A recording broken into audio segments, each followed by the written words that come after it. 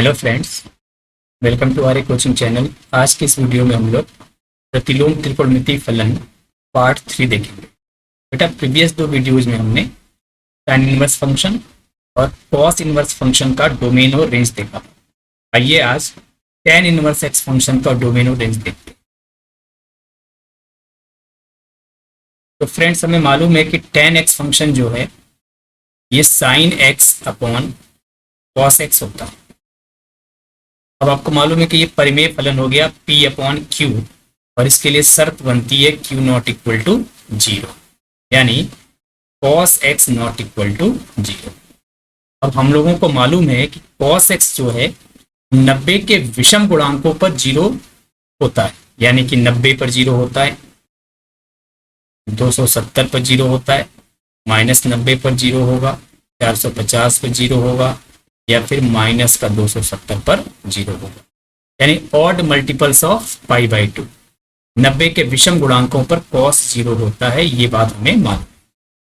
तो इसका मतलब हो गया बेटा कि यहां से x not equal to 2n+1 pi by 2 होगा, क्योंकि 2n+1 विषम संख्या को दर्शाती है।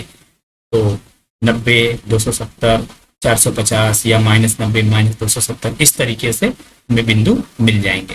तो इन बिंदुओं पर हमारा cos परिभाषित नहीं है, तो यहां से हम अपने फंक्शन का डोमेन फाइंड कर सकते हैं। तो tan का डोमेन क्या हो गया? तो tan का डोमेन हो गया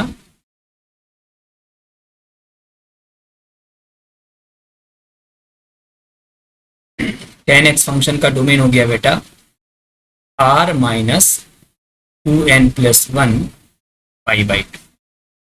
यही हमारा डोमेन हो गया। क्यों? क्योंकि इन बिंदुओं पर हमारा फंक्शन परिभाषित नहीं है, क्योंकि P अपॉन Q में शर्त होती है कि Q नॉट इक्वल टू 0 होना चाहिए। तो इस तरीके से हमारे tan फंक्शन का डोमेन डिसाइड हो गया बेटा।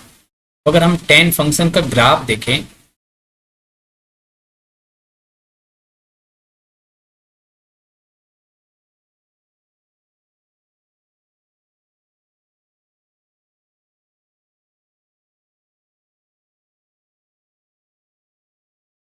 तो बेटा ये tan फंक्शन का ग्राफ है।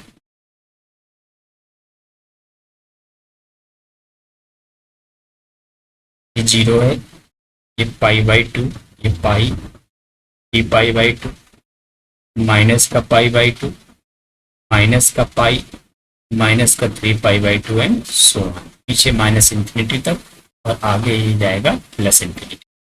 इस तरीके से हम देख सकते हैं कि ग्राफ में देखिए 90 -90 पर ये ग्राफ मिसिंग है, टूटा हुआ है। -90 के बाद भी ग्राफ है, -90 के पहले भी ग्राफ है, मगर ठीक -90 पर ग्राफ उपस्थित नहीं है। इसी प्रकार 90 के पहले है, 90 के बाद है, मगर 90 पर ग्राफ उपस्थित नहीं है। ऐसे ही 270 पर भी नहीं है, और ऐसे ही -270 पर भी ग्राफ उपस्थित नहीं है। क्यों? क्योंकि हमने अभी देख लिया कि 90 के विषम गुणांक tan के डोमेन का हिस्सा नहीं है बेटा, वो उसके डोमेन में नहीं आती है, इसलिए ग्राफ इन बिंदुओं पर मिसिंग होता है। अगर हम इस फंक्शन को देखें, इस ग्राफ को देखें, तो ये देखिए -90 से 90 के अंतराल में हमें इस फंक्शन का पूरा रेंज मिल जा रहा है -इन्फिनिटी से +इन्फिनिटी। इसी प्रकार इस अंतराल में अगर हम जाएं, यहां पर भी हम देख सकते हैं कि पूरा का पूरा रेंज मिल जा रहा है -इन्फिनिटी टू +इन्फिनिटी। बेटा, जो tan फंक्शन का रेंज होता है वो होता है -इन्फिनिटी टू +इन्फिनिटी, यानी r। इस तरीके से tan x फंक्शन का हमने रेंज डिसाइड कर लिया। डोमेन है r - 2n+1 पाई बाई 2, यानी 90 के विषम गुणांक, और ये कहाँ तक जाएगा बेटा? r। क्लियर? तो इस तरीके से हमारा tan फंक्शन परिभाषित है।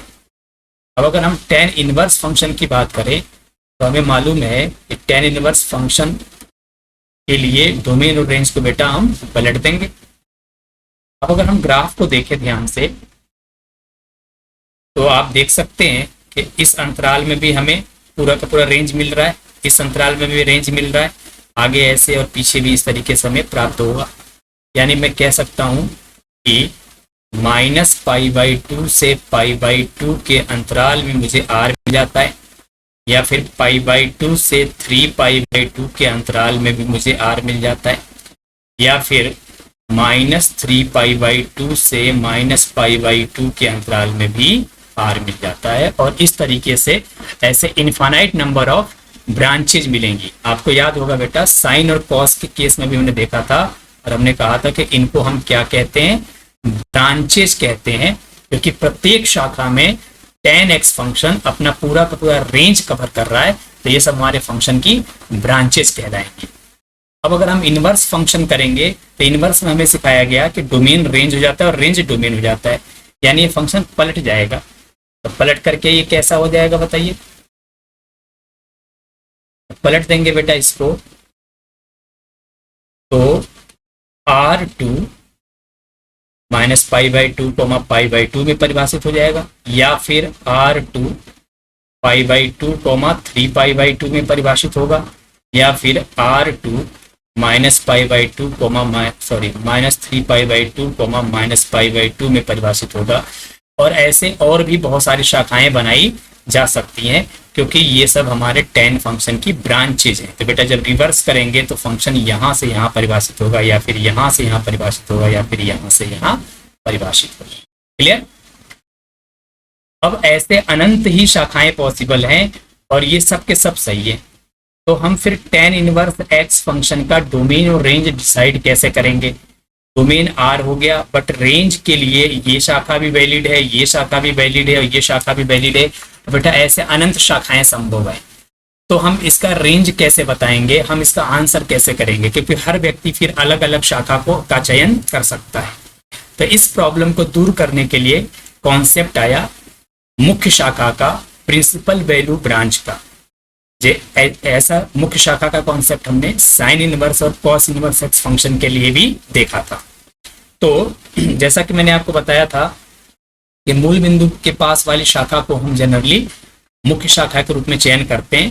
तो यहाँ पर -90 से +90 वाली जो ब्रांच है, ग्राफ में हम देख सकते हैं, ये देखिए ये मूल बिंदु है 0, तो ये -90 से 90 वाली ब्रांच में मूल बिंदु भी शामिल है। तो यही हमारा किसके काम करेगा? मुख्य शाखा का। तो -π/2 से π/2 को ही हम अपने tan फलन की मुख्य शाखा कहेंगे। ये मेन प्रिंसिपल ब्रांच हो जाएगी। क्लियर? तो यही हमारा tan फंक्शन है, tan इनवर्स फंक्शन है, जो परिभाषित हो जाएगा बेटा R से -π/2 π/2 में। क्लियर? तो यहां से हमें मिल गया कि हमारा tan फंक्शन हुआ करेगा tan इनवर्स x फंक्शन होगा बेटा R2 -π/2 π/2। ये हमारे फंक्शन का डोमेन हो गया और ये हमारे फंक्शन का रेंज हो गया, जिसे हम मुख्य मान भी कहेंगे। क्लियर? या प्रिंसिपल वैल्यू ब्रांच भी कहेंगे। यहाँ पर ध्यान रखना है बेटा कि ये ओपन इंटरवल है। साइन और कॉस के केस में हमने देखा था कि वहाँ क्लोज इंटरवल था, क्योंकि यहाँ पर tan के ग्राफ में हमने क्लियरली आपको दिखाया है कि इन बिंदुओं पर हमारा ग्राफ टूटा हुआ है। 90 पर, 270 पर, -90 पर, -270 पर, इन बिंदुओं पर tan का ग्राफ परिभाषित ही नहीं है और इसलिए ये बिंदु शामिल नहीं होंगे। ये बात हमें ध्यान रखनी है। क्लियर? चलिए, तो इस तरीके से हमने tan फंक्शन का डोमेन और रेंज परिभाषित कर लिया। अब सपोज मुझे कोई क्वेश्चन मिल जाए कि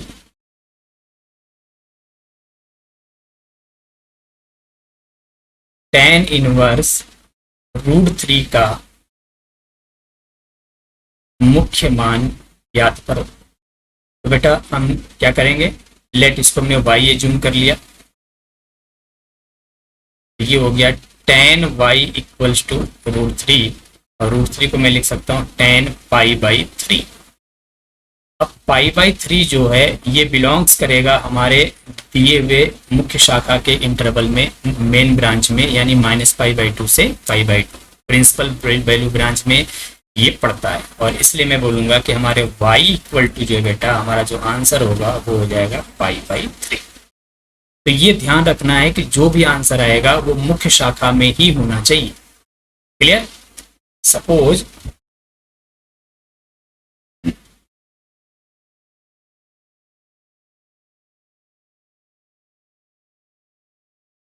tan inverse minus root three है। बेटा अगर मैं इसको y एज्यूम कर लूं, देखिए यहाँ से tan y की वैल्यू हो जाएगी रूट थ्री माइनस का, और हमें मालूम है कि रूट थ्री होता है पाई बाई थ्री, और मैं इसको लिख सकता हूँ tan माइनस का पाई बाई थ्री। अब क्या माइनस पाई बाई थ्री मुख्य मान की शाखा में आता है, प्रिंसिपल वैल्यू ब्रांच में आता है? तो हमारा tan इनवर्स का प्रिंसिपल वैल्यू ब्रांच है माइनस पाई बाई टू से पाई बाई टू, यानी माइनस 90 से प्लस 90। बेटा माइनस 90 से प्लस 90 के बीच में ही तो माइनस 60 डिग्री आएगा। तो इस तरीके से मैं कहूंगा कि जो माइनस पाई बाई थ्री है ये इस शाखा में मिल जाएगी, यानी यही हमारा आंसर होगा y equal to minus pi by three. हमारी बात समझ में? tan के केस में हमने देख लिया बेटा कि tan का मुख्य मान माइनस 90 से प्लस 90 है। ठीक है, चलिए।